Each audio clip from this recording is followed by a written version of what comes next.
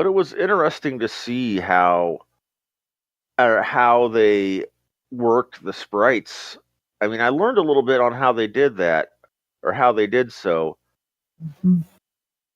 and how they would recycle data, especially in RPGs, where you'd see monsters that looked a lot alike. It would almost look like, oh, they took the top or the bottom half of a certain monster and just changed a little bit about the graphics for the next version of the monster. Well, Mhm. if you look at the tile graphics, what they were doing is they were actually using the top bottom half graphic from the original monster and had different art for the or had different Mhm. tiles for the new monster top. Yeah. That's a technique that was used a lot on console games back then.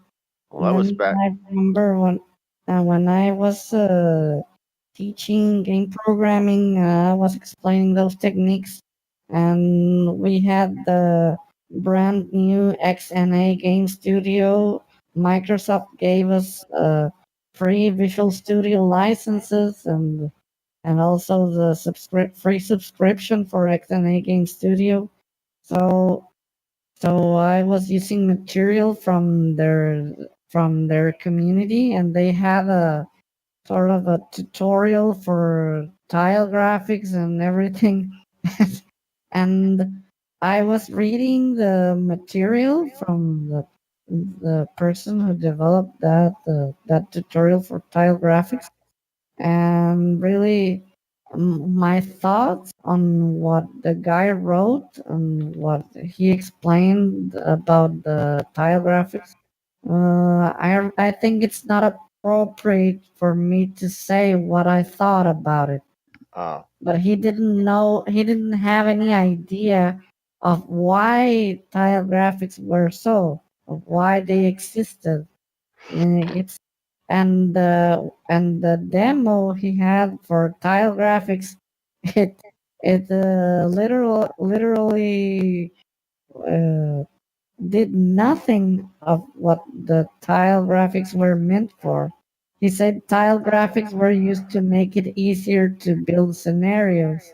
When I looked at the graphics, the tile graphics he had, there were a lot of repetitive tiles. There were a lot of repeated tiles with only very small details changing from one another.